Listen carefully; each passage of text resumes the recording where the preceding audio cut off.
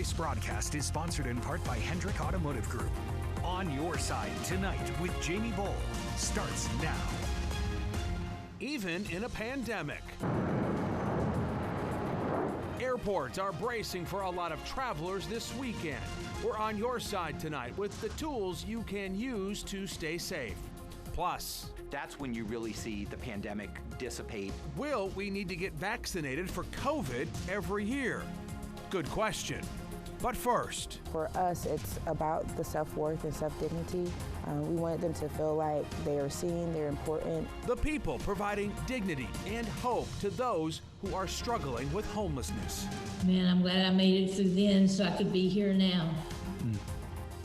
Good evening and thanks for joining us tonight. A couple weeks back, Mecklenburg County commissioners got an update on what they called the North End encampment. The rest of us have been calling it Tent City. We're seeing clusters and clusters of tents and bigger tent camps. It's a home away from home. And I ain't got to be out in the cold or the heat or the rain. More people finding themselves homeless that have ever been homeless before. Yeah, we've done several stories on the growing enclave of homeless people on the edge of Uptown. County leaders heard 91 people were living in those tents as of Thanksgiving. 61 men, 30 women, 40 have been without a home for more than a year. 82 have dealt with a mental health or substance abuse issue. Tabby Burns checked a lot of those boxes at one point in her life, obviously a woman. Also long-term homeless, a drug and alcohol problem. How'd you get introduced to drugs? Through a friend when I was in high school. I was in 10th grade. And he introduced me to drugs. I was already smoking marijuana, but he introduced me to cocaine. And I was snorting cocaine, and I was also injecting cocaine. How did you end up that first night being homeless? The first night that I was homeless started in Minneapolis, Minnesota.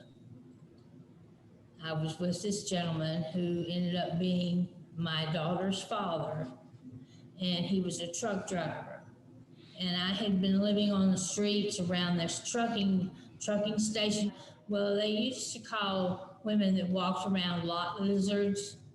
And so basically that's where it started with me. I'll be honest with you, I spent one Christmas in a porta-john because I didn't have any place else to go. I heard you correct. You said you spent a Christmas Eve in a porta potty?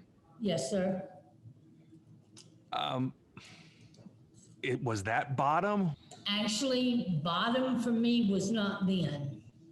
I had my beer with me, I had my crack with me, and I had my big old army coat with me.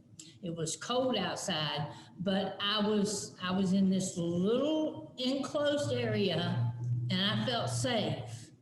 It sounds weird, but I did. I felt safe because nobody was around. When you stop back and you think about it now, you had beer, crack, cocaine in a porta potty on Christmas Eve. Yes. What do you think about now when you think about that moment? Man, I'm glad I made it through then so I could be here now. I bet. I said, God was with me. How best to handle cases like Tabby's have long been debated. A typical model has been to treat the addiction or the mental health problem. If a person sticks with it, the reward is permanent housing. Well, about 5 years ago, that model was turned upside down. Housing First was launched. The goal was to end chronic homelessness by first providing people with a place to live. Use that as the foundation, the stabilizer, to tackle the other personal issues. The way we were thinking about homelessness was you fix people and then they're housing ready. If you're trying to figure out where to go to the bathroom, or you're trying to figure out where you can wash your hands in a pandemic, or you're trying to figure out all of these different things, you can never get to the things that allow you to move on in your life. Do some people still need convincing that that's the proper way to do this? Oh, absolutely. I think we are all well trained to think we need to fix people before they earn housing. And I think it really is still a philosophical shift. That right there, Dr. Lori Thomas. She's an associate professor of social work at UNC Charlotte. She has headed up long-term research into whether this model works. Does it improve outcomes? 1,000 people were housed between January of 2015 and January of 2020 here in Charlotte. The research found some real promise. 80% of those involved in the program retained their housing. Quality of life scores went up 30%. Mental health systems down 35%, and drug use was also down 37%. Now here's what else is interesting about this. Drops in those numbers had a ripple effect. Arrests were down 59%, emergency room visits also down 59%, and trips to the Mecklenburg County Health Department fell 56%. Those numbers help offset the costs of providing the housing by decreasing money spent on county services. It drops the housing costs by about 25%. So 5 years in, can we call it a success? Yeah, I think in a lot of ways we can. A number of people were housed, and as of January, over 1,000 folks were housed. Most of those people retain their housing. Does it fix everything that needs to get fixed? No. But is Housing First itself a success? Yes, people do get housed. They remain housed, and they do better in housing. Were you surprised by any of those findings? You know, so we had seen some of those findings in previous research nationally. The extent to which we saw some of the improvements was exciting. The degree to which we saw some of those improvements was more than we've seen in other research. You know, and then there were also some findings, I would say, that surprised us in a bad way. In terms of once people got housed, they were more food insecure. Why do you think that was? So I think one of the reasons that happened is people get housing where there's affordable housing. And where there's affordable housing in our community is in a food desert. And so these are folks with limited mobility, transportation options. And so it might be more difficult for them to get to the food sources that they more regularly got to while they were homeless. Does it become whack-a-mole then at that point? There's other problems that sort of just, grow out of this. Yeah, Housing First does not solve the problem of poverty. It stops the bleeding of homelessness. There are still issues of poverty that have to be dealt with. It's certainly not a reason to not do Housing First. It reminds us that there are multiple issues that we often have to deal with. Yeah, and Tabby Burns is one of those with a stable home life now, a roof over her head and a pillow to lay it on every night. What does that mean? She can tell you. Can you remember the first night you just kind of put your head on the pillow on your own bed there? Oh yeah, I can remember it because I couldn't sleep. The ultimate irony, right? You finally have your own bed and it's hard to sleep. Yep. Tell me about it, the feeling. The feeling was like, ooh, it's mine. It was like a little kid having all this excitement and stuff. Like I was hyped up on caffeine because I couldn't lay my head down and stay there. But the second night, I was so tired from the first night that I did go to sleep. Having a roof over your head, right? To have that place to put your head every night. Did that make it then easier to deal with the other demons that you were dealing with? Yes, sir, it did. It helped me stay straight. I'm 11 years clean and sober. I am 9 years nicotine free, and I'm proud of myself because I was the one that made the decision to come clean and sober. Well, Tabby, continued success. Congratulations on being clean and sober, and have a very Merry Christmas, and I appreciate you making time to talk to us. No problem. Thank you. Merry Christmas to you and Happy New Year. Quite a story. Let us know what you think. You have a personal story about this? Maybe you have a solution to homelessness. Use the hashtag OYSTonight on Twitter or email askjamie@wbtv.com. We're on your side tonight with a story about dignity. Hygiene is something many of us don't have to worry about. A hot shower, washing our hands, just doing the laundry. For Kimberly, they're all things she has to seek and plan out. She's been living in her car, and she says there's so much shame with it. She didn't choose to live like this. So a group of friends got together to help people like her. They created Hope Vibes, a mobile shower and laundry center. On Your Side Tonight's Greg Simpson uses his camera to show us the good work they're doing in our community. It came because of Facebook, really. I had saw a video of a homeless woman that was sharing about dealing with her menstrual cycle while living on the streets. I was deeply angry about that because I just felt like it shouldn't be that way right here in our own country. My friends were furious about what they saw, but also eager to do something about it. It kind of pushed me into this thing that we do now. Hey, how you doing? Good. I feel like we were supposed to be doing all along. You doing all right? We work with the homeless community here in Charlotte, North Carolina. We really started by dealing with this gap in service of hygiene essentials. We just started providing those items on a regular basis on the streets. In the back of the truck, there is a laundry center with 3 sets of washers and dryers. Inside of the Hope Tank, there are 2 full restrooms. It has a shower, sink, and toilet in each stall, and it's complete with the hygiene necessities that a person would need to take a shower and get fresh. What does homeless look like? What does that look like? I live in this car. I was walking to the park over here and showering every day in a cold shower. It's rough. It's very rough. We get a chance to have conversations with a lot of different people. Sometimes we get a chance to build relationships with them over a course of time. I'm not here because I want to be here. Many of them are very grateful that people would take time to provide a service. Literally, people don't know a lot of these people's stories out here. I can't imagine anybody that would want to live like this because they want to be here. There's this aspect of self-dignity that you get when you're able to wash your body and wash your clothes. But when you don't have access to it, it's huge. Because, you know, if you feel clean, you are able to approach that job interview that you're about to go on and be confident that you are presentable and ready to take on that opportunity. And so for us, it's about the self-worth and self-dignity. We wanted them to feel like they are seen, they're important, and we want them to have a moment of feeling like I'm at home, you know?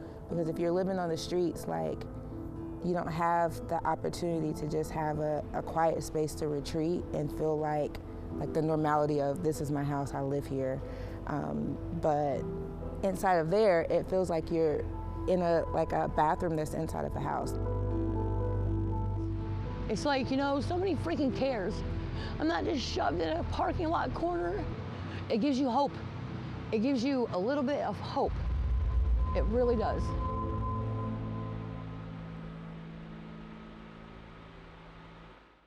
Angels among us, right? If you want to get more information about Hope Vibes, go to WBTV.com/webextras. We've included a link to their website there. You can sign up to become a partner, volunteer, or buy a t-shirt, which helps provide one item to someone in need. Coming up next, do we need to get vaccinated for COVID every year? Good question. We're getting a lot of questions from you about the vaccine, so we're taking some time each night to answer them. In tonight's Good Question, we are answering some of the questions you have been sending us about this new vaccine. There are a lot of unknowns, and we're learning as we go, so we want to take some time every night to answer your questions. And we got this question from Cherie. She says, will we have to take a COVID-19 vaccine every year like we do the flu shot? Well, the short answer is we don't know. Researchers still trying to figure out exactly how long the vaccine keeps you protected from COVID-19. They have suggested we may need booster shots at some point, but it's unclear whether those would be a year later, maybe 5 years later. It's going to take some time before there's a final answer on that. It also comes down to herd immunity. That's when so many people have become immune to the virus that it's unlikely that it would spread.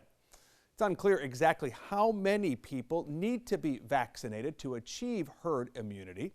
Here is Admiral Brett Gerard. He's the Assistant Secretary for Health.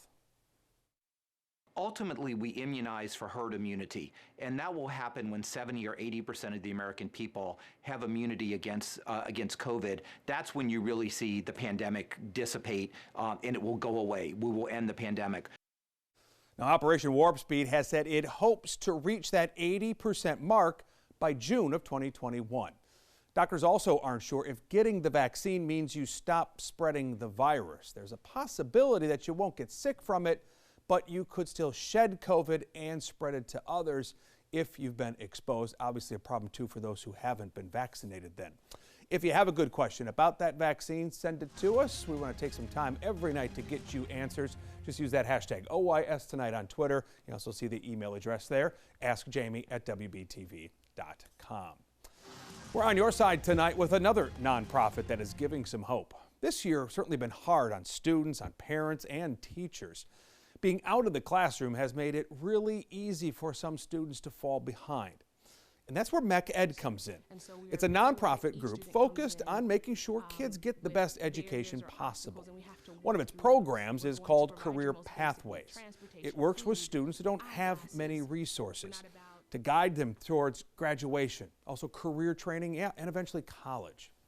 Obviously, things have looked a little different during a pandemic, but the program is still underway. They're still able to help these kids in a safe, face-to-face manner. And next week, they're in for something really exciting. MECED's CEO, Ross Danis, told me about it today. We have a former NFL player, Osama Young, played for the New Orleans Saints, among others, started a foundation in 2014 called Believe in You. Very similar focus, very similar demographic he's interested in. He asked all of them to write down what they wanted for Christmas, for the holidays, and send it to him. And he's going to deliver. He's Santa Claus. He's Santa Claus. I'm the one that looks like Santa Claus. That's going to be quite a moment. What do you think those reactions are going to be like?